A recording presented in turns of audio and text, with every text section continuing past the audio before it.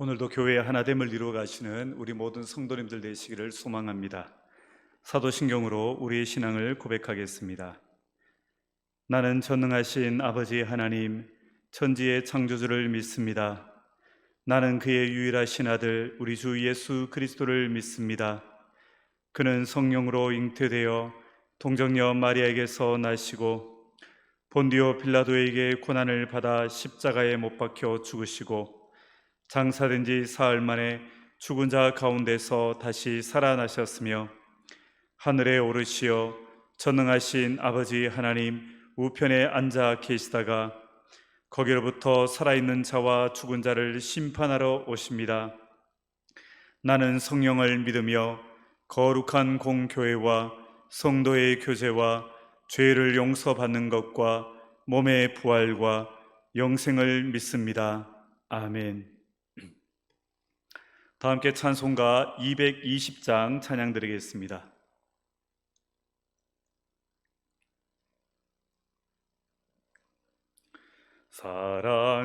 사랑하는 주님 앞에 형제자매 한자리에 크신 은혜 생각하며 즐거운 찬송 부르네. 내 주 예수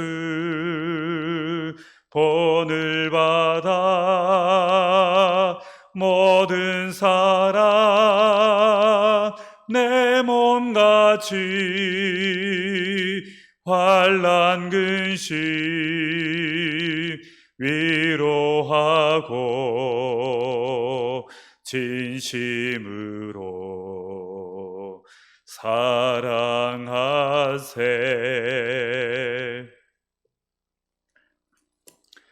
오늘 새벽 하나님의 말씀은 고린도전서 1장 10절에서 17절까지 말씀입니다. 고린도전서 1장 10절에서 17절까지 말씀입니다.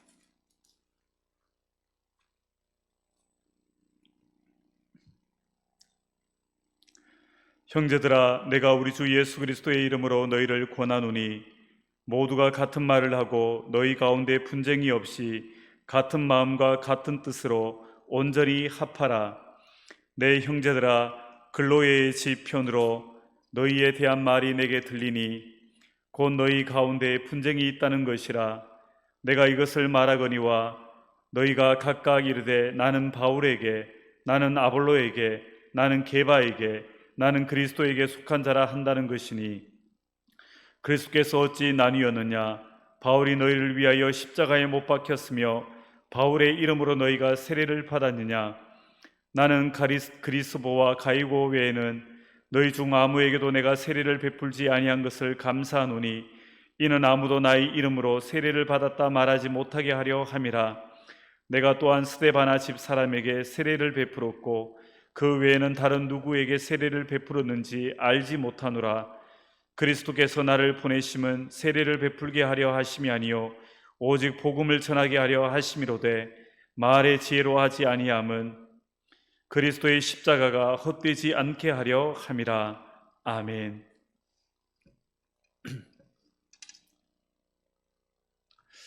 오늘 본문에는 바울이 고린도 교회에 심각한 분쟁이 있다라는 소식을 듣게 됩니다. 고린도 교회 성도들이 각각 자기를 바울에게 속한 사람 또는 아볼레에게 속한 사람 또는 게바라는 베드로에게 속한 사람 그리고 그리스도에게 속한 사람이라고 각각 그렇게 주장을 했던 것입니다. 이것은 자신들이 가르침을 받은 지도자나 아니면 자기가 좋아하는 가르침에 따라서 분열이 일어난 모습인 것입니다. 아볼로를 좋아하는 사람들은 아볼로가 가르치는 은사가 있어서 복음을 설명을 할 때 잘 가르치고 온 사람이었기 때문에 본래 철학으로 유명한 고린도의 지역적 특성상 지적인 것을 추구하는 고린도 교회 성도들은 이 복음을 체계적이고 지성적으로 잘 가르치는 아볼로에게 그렇게 매료가 되었습니다. 그리고 또 어떤 사람들은 자신이 게바 즉 베드로에게 속했다라고 말했는데 이 사람들은 예루살렘에 있는 사도들이 정통성이 있기 때문에 이 정통성을 가진 사도들의 가르침을 선호합니다. 그리고 이들에게는 아직 유대교의 영향이 있을 수밖에 없었고, 그리고 그 가운데 바리새파의 교훈이 이 율법을 무시하는 바울의 복음과 사도직의 의문을 가지게 하면서 그렇게 율법을 포함하는 그러한 예루살렘 사도들의 가르침을 선호를 했던 것입니다. 또 어떤 사람들은 일단 고린도 교회에 복음을 전한 바울의 가르침에 충실해야 된다라고 주장을 했던 사람들이 있었고요. 또 그리스도파라고 하는 사람들은 바울이나 아볼로나 게바 등 인간들의 가르침에 얽매일 필요 없이 산상설교와 같은 예수님의 가르침을 따르는데, 그런데 그냥 따르는 것이 아니라, 좋은 의미로 따르는 것이 아니라 예수님의 말씀이 의미하는 바는 생각하지 않고 그저 예수님의 말씀을 문자적으로 지키면서 그렇게 자신의 신앙을 더 좋은 신앙이라고 여겼던 그런 사람들이 있었던 것입니다. 이렇게 그들은 서로 다른 생각들과 주장들을 내세우는데요, 여기까지는 이해를 할 수가 있다고 하지만, 그런데 잘못된 것은 무엇이냐면 이렇게 자신이 좋아하고 따르는 그러한 사람들로 인해서 자신을 주장을 하고 자신을 드러내면서 서로를 미워하고 다투기 시작하고, 그래서 고린도 교회가 분쟁으로 갈라지고 말았다라는 것이 문제였던 것입니다. 그래서 이러한 분열을 마음 아파하는 바울은 오늘 10절에서 같은 마음과 같은 뜻으로 온전히 합하라라고 그들이 다시금 연합될 수 있도록 그렇게 권면을 하고 있는 것입니다. 바울이 분쟁하지 말고 같은 마음으로 온전히 합하라라고 말씀하는 이유는 바로 10절과 11절에 기록된 형제들아라는 이유 때문입니다. 한 교회의 성도는 단순한 개인들의 집합이 아닙니다. 한 교회의 성도들은 한 형제입니다. 다시 말해 한 가족인 것입니다. 서로에게 형제들이고 함께 주 예수 그리스도의 몸을 이루고 있는 자들인 것입니다. 그래서 바울은 합하라고 한 것입니다. 이렇게 고린도 교회가 파가 나뉘는 행위에 대해서 바울은 오늘 3가지 질문을 하고 있는데요, 이 바울의 질문들은 교회의 하나됨의 기초가 무엇인지를 우리에게 잘 보여주는 것이고, 왜 우리가 한 교회 한 성도로서 합해야 되는지를 그렇게 우리에게 말씀하고 있는 내용입니다. 바울의 첫 번째 질문은 뭐냐면 13절에 보면 그리스도께서 어찌 나뉘었느냐라는 말씀입니다. 교회는 그리스도의 몸입니다. 그런데 고린도 교회가 분파하고 나뉘어져 있다는 것은 무엇을 말하는 것이냐면 그리스도의 몸을 여러 갈래로 찢고 있는 행위다라고 바울이 말하고 있는 것입니다. 교회 안에서 분쟁이 일어나면 그냥 작은 분쟁이 일어나는 정도가 아닙니다. 교회 안에서 분쟁이 일어나면 교회의 기능이 마비되고 말아버립니다. 예를 들어서 병원에서 의사와 간호사가 서로 분쟁하기 시작을 하면 환자를 제대로 치료할 수가 없습니다.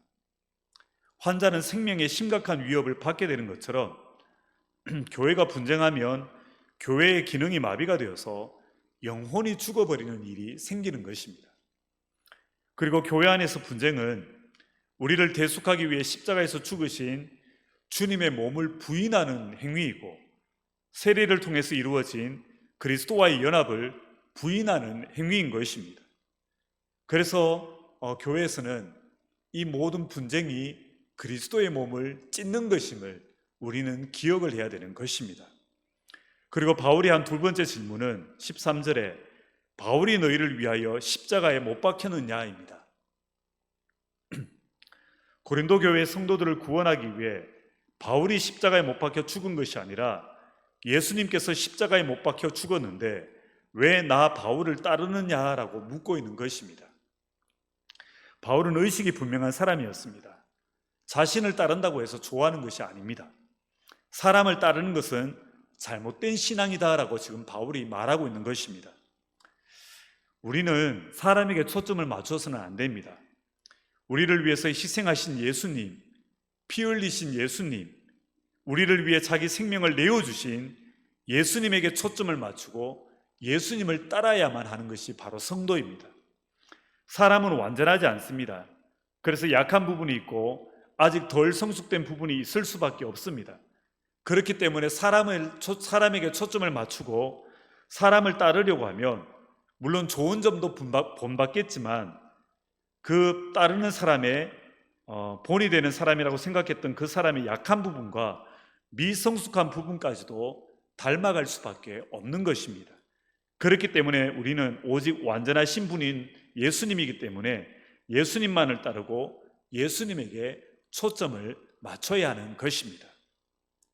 그리고 오늘 바울이 하는 세 번째 질문은 13절에 너희가 바울의 이름으로 세례를 받았느냐입니다. 세례를 받는 것은 예수의 이름으로 세례를 받는 것인데 너희들이 바울이나 아볼로나 게바에게 속한다라는 것은 바울이나 아볼로나 게바의 이름으로 세례를 받는다라는 것과 같다라는 의미인데 너희가 과연 이들의 이름으로 세례를 받았느냐? 아니지 않느냐? 예수 그리스도의 이름으로 오직 성부, 성자, 성령의 이름으로 세례를 받은 것이 아니냐라고 말하고 있는 것입니다. 세례라는 것은 오직 성부, 성자, 성령 삼위일체 하나님의 이름으로 세례를 받는 것입니다. 사람의 이름으로 세례를 받는 것이 아닙니다. 그래서 사람의 이름으로 세례를 주는 것이 아니기에 자기에게 세례를 준 사람을 지나치게 추종해서는 안 된다라는 것을 바울이 강조하고 있는 것입니다. 바울은 지금껏 복음 선포에만 집중을 하였고 세례를 주는 사역은 다른 사람에게 많이 맡겼습니다. 그래서 바울이 세례를 준 사람은 고린도의 유대 회당장인 그리스보와 가이오 그리고 스데바나 집 몇 사람만에게 세례를 주었기 때문에 바울은 자신이 세례를 준 사람은 별로 되지 않는다라고 말하면서 세례를 준 바울을 자기들의 영적 지도자로 오해할 여지를 남기지 않았던 것을 참으로 다행스럽게 생각하고 하나님께 감사드린다라고 바울은 말하고 있는 것입니다. 이 말은 교회는 결국 삼위일체 하나님만 높임을 받으시는 곳이라는 것입니다.